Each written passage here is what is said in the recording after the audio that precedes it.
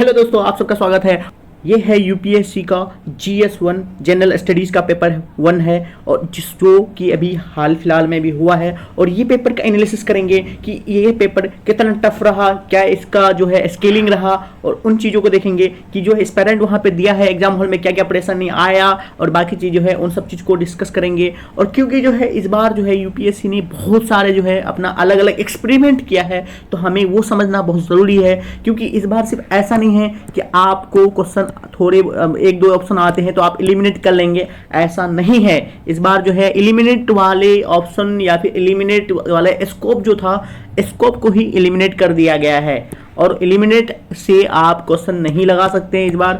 जैसा 2023 के जो यूपीएससी प्रीलिम्स का पेपर है तो उसने क्या कर दिया है कि एंड ऑफ एलिमिनेशन टेक्निक, तो जो एलिमिनेशन टेक्निक था उसको एंड कर दिया गया है। तो इस तरीके से जो है 47 क्वेश्चन पूछे गए हैं जहां आपका एलिमिनेशन टेक्निक नहीं लगेगा। तो एलिमिनेशन टेक्निक से आप इन 47 क्वेश्चन को नहीं लगा सकते। तो इसमें क्या स्कोप था, किस तरीके से क्वेश्चन पूछा गया था कि स्टेटमेंट दिए गए थे 3 से 4, उसमें कह रहा था कि ओनली 1 करेक्ट है या फिर ओनली 2 करेक्ट है और ऑल 3 करेक्ट है या फिर उनमें से कोई करेक्ट नहीं है। तो आपको स्टेटमेंट 1 आ रहा है तो आप यहाँ पे एलिमिनेट नहीं कर पाएंगे, दूसरा भी आ रहा है तो नहीं कर पाएंगे, तीसरा आएगा तभी आप कर पाएंगे। मतलब तीनों स्टेटमेंट आपको अच्छे से पकड़ है, अच्छे से आता है, तभी आप एलिमिनेट कर सकते हैं, तो एलिमिनेट नहीं कर सकते। तो इस टेक्निक से जो है 47 क्वेश्चन पूछे गए, तो मतलब आप समझोगे कि पेपर को कितने हार्ड बनाया है। तो यूपीएससी अब जो है पेपर को उतना ईजी नहीं रख रहा है। अब चलते हैं कि कुछ बदलाव किए हैं यूपीएससी ने। तो बदलाव क्या किए हैं, तो वो बदलाव है कि न्यू ट्रेंड जो है इंट्रोड्यूस कर दिया। तो न्यू ट्रेंड में है कि बेसिकली असर्शन रीजन वाला जो क्वेश्चन है, जैसा कि जेईई एडवांस वगैरह में पूछा जाते थे, जैसा कि 2 स्टेटमेंट दिए गए थे, स्टेटमेंट 1 स्टेटमेंट 2, और उसमें जो है आप जब आंसर करने जाओगे तो उसमें 4 ऑप्शन दिए गए थे और चारों में ये था कि स्टेटमेंट दोनों सही है और जो दूसरा वाला स्टेटमेंट है ए को करेक्ट एक्सप्लेन कर रहा है, या फिर बी वाला ऑप्शन था कि बोथ स्टेटमेंट 1 और 2 करेक्ट है लेकिन एक्सप्लेन नहीं कर रहा है कोई भी। स्टेटमेंट 1 करेक्ट है, सेकंड गलत है, स्टेटमेंट 1 गलत है, सेकंड सही है। तो इसमें आपको दोनों स्टेटमेंट पता होगा तभी आप सॉल्व कर पाएंगे। तो ये भी जो है प्रोबेबली थोड़ी क्वेश्चन को टफ करा देता है। और जो है ये चीज़ जो है नया इंट्रोड्यूस किया गया है, और बहुत पहले एक आध क्वेश्चन पूछा था यूपीएससी इस पे, और इसको है दोबारा जो है यूपीएससी ने अपने एग्जाम पैटर्न में इंट्रोड्यूस कर दिया। अपने कुछ चीज़ों पे पुराने पैटर्न पे जा रही है यूपीएससी। और जो है जनरली यूपीएससी का जो पैटर्न है तो अवार्ड्स वगैरह पे क्वेश्चंस नहीं पूछे जाते हैं, तो इस बार जो है अवार्ड्स और स्पोर्ट्स से रिलेटेड जो है क्वेश्चन पूछ लिया। जैसा कि 44th चेस ओलंपियाड हुआ अभी, तो उस पर भी क्वेश्चन आ गया। अर्जुन अवार्ड, राष्ट्रीय खेल अवार्ड और ये सब जो मेजर ध्यानचंद खेल रत्न अवार्ड है, इन सब से जो रिलेटेड जो क्वेश्चन है ये आ गए। ये हाईली इग्नोर्ड चीज़ें रहता है और यूपीएससी एस्पिरेंट इसको रेयरली पढ़ते हैं, तो यूपीएससी ने इसको क्वेश्चन पूछ लिया। तो ये भी एक तरीके से पेपर को टफ करा देता है। और कुछ चीज़ें जो जहाँ पे जो ये कहा जा सकता था कि ये पेपर काफ़ी हाईलाइटेड है ये टॉपिक, तो यहाँ से क्वेश्चन पूछे जा सकते हैं। जैसा कि आपका है G20 CBDT central bank digital currency, तो इससे क्वेश्चन पूछे जाने की संभावना थी, तो इससे क्वेश्चन पूछा गया। G20 से क्वेश्चन पूछा गया जो इंडिया होस्ट कर रहा है इस बार। और मैप से जो है क्वेश्चन आया, एक आध मैप से क्वेश्चन है जिसमें यूक्रेन से रिलेटेड, यूक्रेन काफ़ी न्यूज़ में था तो यूक्रेन से क्वेश्चन पूछा गया। और ये है जो है इंटरनेशनल ऑर्गेनाइजेशन वगैरह से एक आध क्वेश्चन आए हैं। इस बार जो है एलिमिनेट वाले ऑप्शन या फिर एलिमिनेट वाले स्कोप जो था, स्कोप को ही एलिमिनेट कर दिया गया है और एलिमिनेट से आप क्वेश्चन नहीं लगा सकते हैं इस बार। जैसा कि आप एक क्वेश्चन देख लो, यहाँ पे मैं सीधा सिंपल दिखाता हूँ सामने कि ये देख लो क्वेश्चन नंबर 26 क्या कहता है, कंसिडर द फॉलोइंग स्टेटमेंट। इसमें आपको टिक करने के लिए जो है आंसर जब करने जाओगे तो आपको कहेगा ओनली 1 करेक्ट, ओनली 2, ओनली 3, या फिर सारे करेक्ट है, या फिर ऑल 4 हैं। तो इस तरीके के ऑप्शन में जो है आप कहाँ से एलिमिनेशन लगाओगे बताओ। आपको मान लो कि ये ऑप्शन आता है, ये ऑप्शन आता है, तो फिर 2 के बारे में आप श्योर नहीं हो तो आप आंसर नहीं लगा सकते।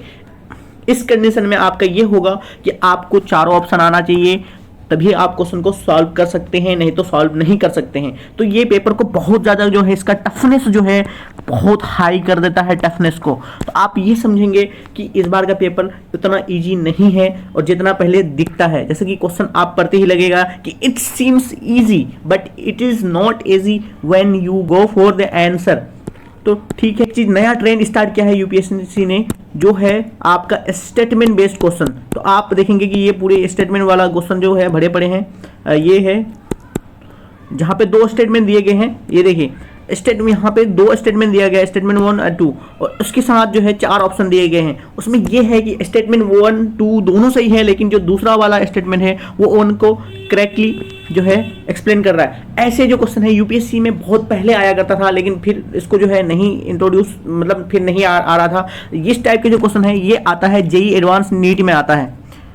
नीट या फिर जेई एडवांस जो है ऐसे ही क्वेश्चन वहाँ पे फ्रेम होते हैं। तो ये पेपर का जो टफनेस है काफ़ी हाई कर देता है, लेकिन इसमें यही होगा कि आपको दोनों क्वेश्चन में जब तक दोनों जो है स्टेटमेंट में आप श्योर नहीं होंगे तब आंसर नहीं कर सकते। देखा कि आपने कि एक नया पैटर्न ला दिया जिसमें स्टेटमेंट 2 स्टेटमेंट दिया और दोनों में जो है उसमें कह रहा है कि दोनों स्टेटमेंट सही है या फिर गलत है, या फिर इस बार जो है मैपिंग का भी जो क्वेश्चन पूछा गया है, जैसा कि यूक्रेन जो है काफ़ी जो है न्यूज़ में था, तो यूक्रेन से भी एक क्वेश्चन पूछा जो है कि इस बार जो है नया चीज़ ये इंट्रोड्यूस कर दिया कि अवार्ड, जनरली यूपीएससी जो है इस टाइप के क्वेश्चंस नहीं पूछती है। जैसा कि अवार्ड से क्वेश्चन देखिए आप, अर्जुन अवार्ड, ये द्रोणाचार्य अवार्ड, राष्ट्रीय खेल प्रोत्साहन पुरस्कार, ये है मेजर ध्यानचंद खेल रत्न अवार्ड। तो इस टाइप के अवार्ड्स को क्वेश्चन पहले यूपीएससी नहीं पूछती थी। अब पेपर को इन सबको देकर के और भी टफ कर दिया गया, क्योंकि लोग बच्चे इनको इग्नोर करके जाते हैं, लेकिन यहाँ पे इस चीज़ों को इग्नोर नहीं करना है। अब आपको जो है यूपीएससी में आपको 3D डायमेंशन में हर एक चीज़ पढ़ना पड़ेगा, तभी आप जो है क्वेश्चन जो है सॉल्व कर पाएंगे, नहीं तो फिर आपका जो है दिक्कत होने वाला है। और कुछ क्वेश्चन जो है प्रिडिक्ट कर सकते थे, जैसा कि ये है G20 काफ़ी न्यूज़ में था तो उससे रिलेटेड क्वेश्चन आ गया, यूक्रेन काफ़ी न्यूज़ में था तो उससे रिलेटेड क्वेश्चन आ गया, एंड जो CBDT जो है काफ़ी जो है न्यूज़ में था, सेंट्रल बैंक डिजिटल करेंसी, तो वो भी एक क्वेश्चन आ गया। तो इस बार का ओवरऑल जो पेपर है वो टफ हुआ है, तो इसमें ज़्यादा चिंता करने की ज़रूरत नहीं है। अगर टफ हुआ है तो सबके लिए टफ है, सिर्फ आपके लिए टफ नहीं है। तो हमें पॉजिटिव रहना है, और आपने कितने सॉल्व किए हैं, कितने क्या किया है, आप बाद में मिला लेंगे तो आप देखेंगे कि स्कोर कितना जाता है। क्योंकि जो लास्ट टाइम का जो कट ऑफ था वो 88 रहा, मतलब 88 पॉइंट समथिंग रहा जनरल का, तो मतलब 44 क्वेश्चन का कट ऑफ है। तो इस बार जो है कट ऑफ जो है अनुमानित है होगा कि और भी कम जाने वाला है, क्योंकि इस बार की जो पैटर्न है बहुत अलग है। और लास्ट टाइम भी है, लास्ट टाइम ये था कि लास्ट टाइम भी ये वाला पैटर्न लास्ट टाइम भी इंट्रोड्यूस था कि तीनों 4 ऑप्शन दिए जाते थे, फिर only 1, only 2 correct, only 3 correct, इस टाइप की चीज़ें था। ये इसको कंटिन्यू किया है, और एक नया ट्रेंड जो है स्टेटमेंट वाला चीज़ वो उसको भी स्टार्ट कर दिया है, और गेम्स अवार्ड इन सारी चीज़ों पे भी क्वेश्चन आ गया है। ओवरऑल जो है इस बार का जो टफनेस है काफ़ी ज़्यादा है।